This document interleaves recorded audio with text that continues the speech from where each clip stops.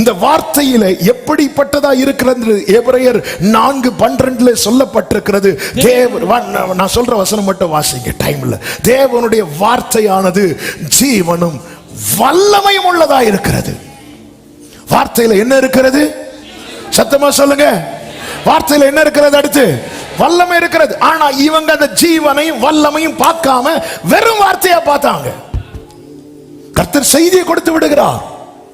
And அந்த ஸ்திரீகளிடத்துல கொடுத்து விட்டது போல பரலோகம் தூதர்களிடத்தை கொடுத்து விடுகிறது. தூதர்கள் ஸ்திரீகளிடத்துல கொடுத்து விடுகிறார்கள். ஸ்திரீகள் போய் அந்த வீட்டில் அடைத்து கொண்டிருக்கிறவங்கள்ட்ட போய் மெசேஜை சொல்றாங்க. அவர்களுக்கு எப்படி தோணுச்சு தெரியுமா? இது வீண் பேச்சு. ஏன் கர்த்தருடைய வார்த்தையை நம்ப முடியல? ஏதோ செய்தி 1 hour சத்தம் போட்டு போவாங்க. வீண் பேச்சா தோன்றுகிறதா? நம்ம வீண் பேச்சா பார்க்க மாட்டோம். ஆனா ஆனா அந்த வார்த்தையில இருக்கிற வல்லமையும் ஜீவனை மறக்கிறோம்ல, நம்பவே முடியல. விவரிக்கப்பட்டாலும் விசுவாசிக்க முடியவில்லை. எப்படி தோன்றுகிறது வார்த்தைகள் நமக்கு? எவீரு வீட்டாரை குறித்து நமக்கு தெரியும். எவீரு தன் மகள் மிகவும் மரண வியாதியில் இருக்கிறாள், 12 வயது மகள். அப்பொழுது போய் இயேசுவின் பாதத்தில் விழுந்து அவரை அழைத்து கொண்டு வருகிறான். வரும் வழியிலே சிலர் வந்து சொல்லுகிறார்கள், போதகரை துக்கப்படுத்த வேண்டாம், அவள் மரித்து விட்டாள் என்று. ஆனாலும் இயேசு சொல்லுகிறார், பயப்படாதே, விசுவாசம் உள்ளவனாய் இரு என்று சொல்லி அழைத்து கொண்டு வீட்டுக்கு வரும்போது லூக்கா 8:52 வாசியுங்கள். எல்லாரும் அழுது அவளை குறித்து துக்கம் கொண்டாடுகிறதை கண்டு அழாதேயுங்கள், அவள் மரித்து போகவில்லை, நித்திரையா இருக்கிறாள் என்றார். இது சொன்னது யாரு? சத்தமா சொல்லுங்க. இப்ப வார்த்தை வந்துட்டு இனி அடுத்த வசனத்தை பாருங்கள். அவள் மரித்து போனாள் என்று அவர்கள் அறிந்ததினால் அவரை பார்த்து நகைத்தார்கள். இப்போ கர்த்தருடைய வார்த்தை எதை வச்சு பார்க்கறாங்க தெரியுமா? அவர்கள் அறிவை வைத்து. அவங்களுக்கு ஒரு அறிவு இருக்கு. அந்த அறிவு சொல்லுது அவ மரித்து விட்டான். இப்போ ரேமா வருது, வார்த்தை வருகிறது, அவள் மரிக்கவில்லை. இப்பொழுது வந்த வார்த்தையை அவர்கள் அறிவை வைத்து பார்க்கிறார்கள். அறிவை வைத்து அவர்கள் அறிந்ததை வைத்து பார்க்கிறார்கள். நன்றாய் கேளு சபையே, கர்த்தருடைய வார்த்தை என்பது எப்படிப்பட்டது? நம்முடைய அறிவு கர்த்தருடைய வார்த்தை அவமாக்குமோ? நீ என்னை நோக்கி கூப்பிடு, நான் உனக்கு உத்தரவு கொடுத்து நீ அறியாததும் உனக்கு எட்டாததும். இதுதான் ரேமா. நீ அறிந்ததல்ல வார்த்தை.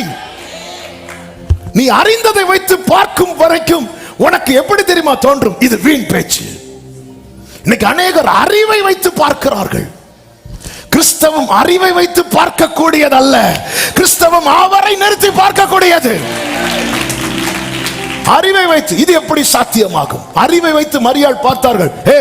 தேவனால் கூடாத காரியம் ஒன்றுமில்லை, நான் ஆண்டவருக்கு அடிமை, அவ்வளவுதான். அறிவை வைத்து பார்த்தால் இதை எப்படிங்க நம்ப முடியும்?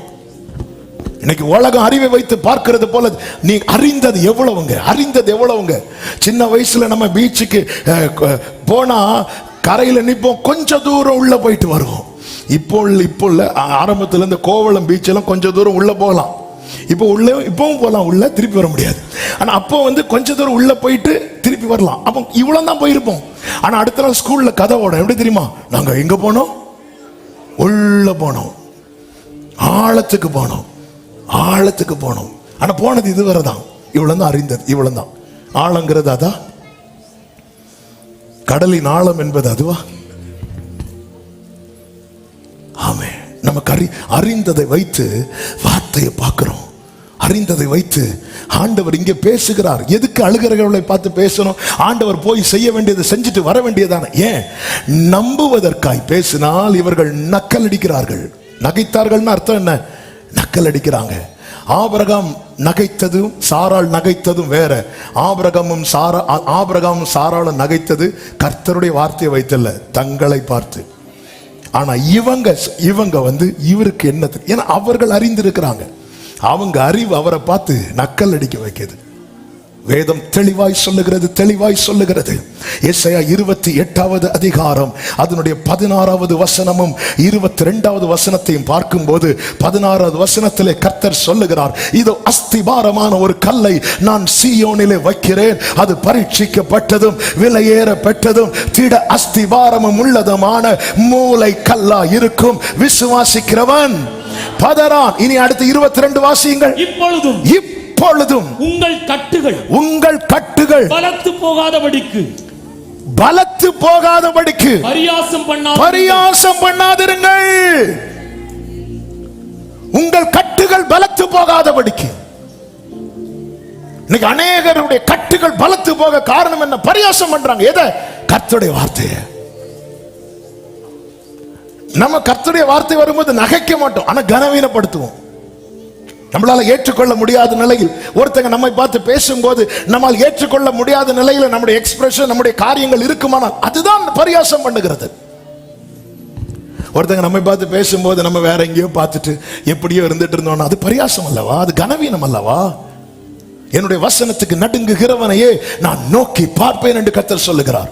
அறிவு 1000 சொல்லும், ஆனால் ஆண்டவர் சொல்லுகிறார், இதை உருவேற்படுத்துகிறவரும் இதை செய்கிறவருமாகிய யெகோவா என்னும் நாமமுடையவர் சொல்லுகிறதாவது, என்னை நோக்கி கூப்பிடு, நான் உனக்கு உத்தரவு கொடுத்து நீ அறியாதது, உனக்கு அறியாதது, உனக்கு எட்டாததுமான பெரிய காரியம். நாம் அறிந்தது எவ்வளவு? நம்முடைய அறிவை வைத்து வேதத்தை பார்த்தால் ஒருபோது விசுவாசிக்க முடியாது. இது அதற்கு அப்பாற்பட்டது. நான் அறியாதது ஆனால் அவர் அறிந்தது, எனக்கு எட்டாதது ஆனால் அவருக்கு அது எட்டக்கூடியது. அவர் அதை ஏற்ற காலத்தில் எடுத்து என் கையில தரும்போதுதான் எல்லாரும் பார்ப்பார்கள், இது கர்த்தருடைய கரம் என்றும் இது கர்த்தருடைய ஆமை அவர் படைத்தார் என்றும் யாவரும் கண்டு உணர்ந்து சிந்தித்து அறிவார்கள். எனவே வசனத்தை நம் அறிவை வைத்து பார்க்காமல் அவர் பட்சத்தில் நின்று பார்க்க பழக வேண்டும். அதுக்குதான் ஆவியின் அபிஷேகம் நமக்கு கொடுக்கப்பட்டிருக்கிறது. இந்த வேதத்தின் ரகசியங்களை அப்படி பார்க்க பழக வேண்டும். நமக்கு கொடுக்கப்பட்ட வார்த்தை அப்படி பார்க்க பழக வேண்டும். நாத்தானை கொண்டு கர்த்தர் தாவீதோடு பேசுகிறார். 2 சாமுவேல் 7வது அதிகாரம் அதனுடைய 12வது வசனம். உன் நாட்கள் நிறைவேறி நீ உன் பிதாக்களோட நித்திரை பண்ணும்போது, உன் நாட்கள் நிறைவேறி நீ உன் பிதாக்களோட நித்திரை பண்ணும்போது, நான் உனக்கு பின்பு உன் கர்ப்ப பிறப்பாகிய உன் சந்ததியை எழும்ப பண்ணி அவன் ராஜ்யத்தை நிலைப்படுத்துவேன். யார் அந்த கர்ப்ப? குயிக்கா சொல்லுங்க.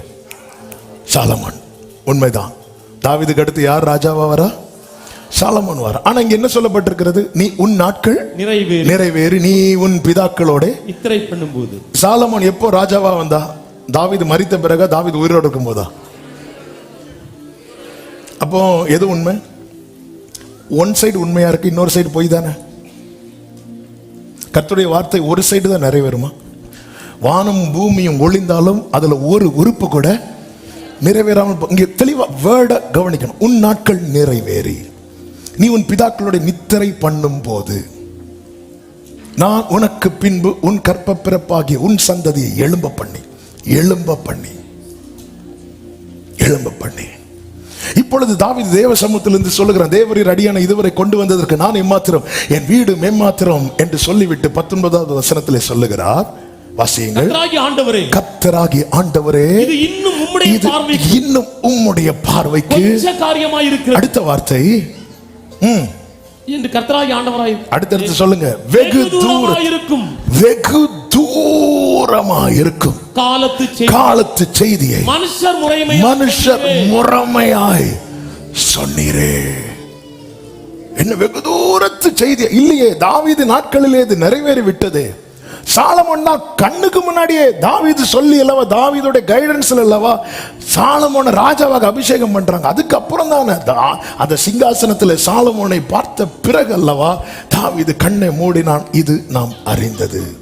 நம்முடைய அறிவு சொல்லுது சாலமோன்னு, ஆனா அறியாத சத்தியம் ஆவியானவர் வேதத்தில் காண்பித்து கொடுக்கிறார். அதை தாவீது பார்த்துட்டான். அதுதான் பெந்தேகோஸ்தே நாளிலே அப்போஸ்தலர்கள் மேல பரிசுத்த ஆவியானவர் இறங்கின போது பேதுரு 11 பேரோடு கூட எழுந்து நின்று இப்பொழுது ஜனங்களிடத்தில் பேசுகிறான். அப்போஸ்தலர் 2 அதிகாரம் 29 முதல் வாசிக்க கேட்கலாம். சகோதரரே கோத்திர தலைவனாகிய தாவீதை குறித்து நான் உங்களுடனே தைரியமாய் பேசுகிறதற்கு இடம் கொடுங்கள். அவன் மரணம் அடைந்து அடக்கம் பண்ணப்பட்டான். இந்நாள் வரைக்கும் நம்மிடத்தில் இருக்கிறது. அடுத்த வார்த்தை, அவன் தீர்க்கதரிசியாயிருந்து. அப்படியே இல்லைங்க, அவன் யாராயிருந்து? எல்லாரும் இந்த வார்த்தையை சொல்லுங்க. அவன் யாராயிருந்து? நமக்கு தெரிஞ்சு தாவீது யாரு? அதுக்கு முன்னாடி ஆடு மேய்க்கிறவன், ஈசாயுடைய கடைசி பையன், ஆடு மேய்க்கிறவன், ராஜா. ஆனா இங்க பைபிள் சொல்லுகிறது அவன் தீர்க்கதரிசியாயிருந்து. அடுத்த வார்த்தை, நான் வாசிக்கிறேன். உன் சிங்காசனத்தில் வீற்றிருக்க மாம்சத்தின்படி உன் சந்ததியிலே கிறிஸ்துவை எழும்ப பண்ணுவேன் என்று தேவன் தனக்கு சத்தியம் பண்ணினதை அறிந்திருந்தபடியால். நம்ம 2 சாமுவேல் 7 படிக்கும் போது நம்ம அறிவு சொல்லுது அது யாருன்னு தெரியுமா? சாலமோன் என்று அறிவு சொல்லுது. சாலமோன், ஆவியானவர் சொல்லுகிறார் கிறிஸ்து என்று. ஹalleluya ஹalleluya. பைபிளை உன் அறிவை வச்சு பார்த்தா உனக்கு தெரிஞ்சது கொஞ்சம் தான். ஆனால் ஆவியானவர் காண்பிக்கிற வெளிச்சத்துல பார்த்தா உம்முடைய வெளிச்சத்திலே வெளிச்சம் காண்கிறோம். சாலமோனுடைய ஞானத்தை வைத்து சாலமோன் பார்த்து அவனுக்கு கிடைத்தது கொஞ்சம். ஆனால் தாவீது அவர் சமூகத்தில் இருந்து இன்னொரு சத்தியத்தை சொல்லவா? வசனத்தை ஆவியானவர் காண்பிக்கிற வெளிச்சத்தின்படி பார்த்தா உங்களையும் தீர்க்கதரிசின்னு தான் சொல்லும். ஹல்லேலூயா. இதுக்கு என்ன தனி வரமா? வசனத்தின் ஆழத்தை பாருங்கள். ஹல்லேலூயா. அதை விட்டு இன்னைக்கு இதை கேட்க விருப்பம் இல்லை. இன்னைக்கு உங்க வண்டி நம்பர் சொல்லவா?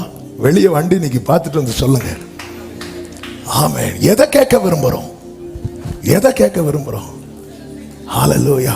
என் பேரை யாரா? தீர்க்க தரிசனம் உண்டு, தீர்க்க தரிசிகள் உண்டு. ஆனால் சபை அறிந்து கொள்ள வேண்டும், உம்முடைய வெளிச்சத்திலே வெளிச்சம் காண்கிறோம். நாம் காண்கிற இந்த வெளிச்சத்துக்குள்ள இன்னும் வெளிச்சம் இருக்கிறது. இது போக போக போக போக இந்த வெளிச்சத்தின் இடத்துல டிராவல் பண்ணதான் அந்த சேரக்கூடாத ஒளியில் வாசம் பண்ணுகிற வரை நாம் சேர முடியும். ஹல்லேலூயா. விசுவாசி அவன் என்றும் பதறா, அவன் நங்கூரம் இயேசுவில் உண்டு. அவ்வளவுதாங்க. பைபிள் உங்களுக்கு கொடுக்கப்பட்ட எந்த வாக்குத்தத்தமாகட்டும் அதற்குள்ள டிராவல் பண்ணுங்க. ஜீசஸ் தான் போய் நிப்பீங்க, அவர்கிட்ட தான் போய் நிப்பீங்க. ஹல்லேலூயா. அறிவை வைத்து பார்க்காதே, அவர் சமூகத்தில் இருந்து அவர் காண்பிக்கிற வெளிச்சத்தை வைத்து பாருங்கள். அறிவை வைத்து நான் அறியாததும் இதை நீங்க மனசுல எழுதிக்கோங்க. நீ என்னை நோக்கி கூப்பிடு, என்னை நோக்கி கூப்பிடு. ஒரு வீடு மேட்டரை வச்சு எங்க கொண்டு விட்டு இருக்கிறார் பாருங்க. வீடு மேட்டர், வீடு தானே. கர்த்தர் உனக்கு ஒரு வீட்டை கட்டுவார். என்ன வாக்கு தத்துவம்? போதும்ல, நமக்கு போதாது. தாவீது பார்க்கிறான். ஆமே, சாலமோன் ஞானிக்கு வெளிப்படுத்தப்படாத இந்த வெளிப்பாடு, நம்முடைய வெளிச்சம் பிரசித்தி தந்து பேதையை உணர்வுள்ளவனாக்கும். அறிவு நோட் சொல்லுதுன்னு சொல்லி கர்த்தருடைய வார்த்தையை பரியாசம் பண்ணாதே. உன் சந்ததியை எழும்ப பண்ணுவேன் சொன்னதுமே தாவீதுக்கு கிளிக் ஆச்சு. இது வேற, அங்க கிறிஸ்துன்னு மென்ஷன் பண்ணல. சந்ததியை எழும்ப பண்ணுவேன், இது வேற. ஏன்னா தாவீது அடக்கம் பண்ணப்பட்ட பிறகு சந்ததியை எழும்ப பண்ணுவேன். அப்ப அடக்கம் இருக்கு, உயிர்த்தெழுதல் இருக்கு. இது இது இது இது வேற, இது வேற, இது வேற. தாவீதின் குமாரனாய் வந்தார், அவர் அடக்கம் பண்ணப்பட்டார். இப்பொழுது ராஜாதி ராஜாவாய், கர்த்தாதி கர்த்தராய், தேவாதி தேவனாய் நல்ல கைகளை தட்டி தாவீதின் குமாரனாய் வந்தார். தாவீதின் குமாரனாய் வந்தார். அதுதான் அந்த வம்ச வரலாறு தெளிவாய் இருக்கிறது. பைபிள் கட்டுக்கதை அல்ல. இது பொய்ன்னு ஒருத்தன் கத்துறான் அப்படின்னா அவன மாதிரி முட்டாள் இந்த உலகத்துல வேற யாரும் கிடையாது. இந்த பைபிள் எத்தனை ஆண்டுகளுக்கு முன்பாக எழுதப்பட்டது. எங்க எவ்வளவு டெக்னாலஜி வளர்ந்தாச்சு, எவ்வளவு காரியங்களை கண்டுபிடித்திருக்கிறாங்க. இதுல ஒரு காரியம் கூட பொய் என்று யாருக்கும் நிரூபிக்க முடியவில்லை. காரணம், இதை எழுதி கொடுத்தவர் சர்வ வல்லவர். நல்ல கைகளை தட்டி தேவனுக்கு மகிமை.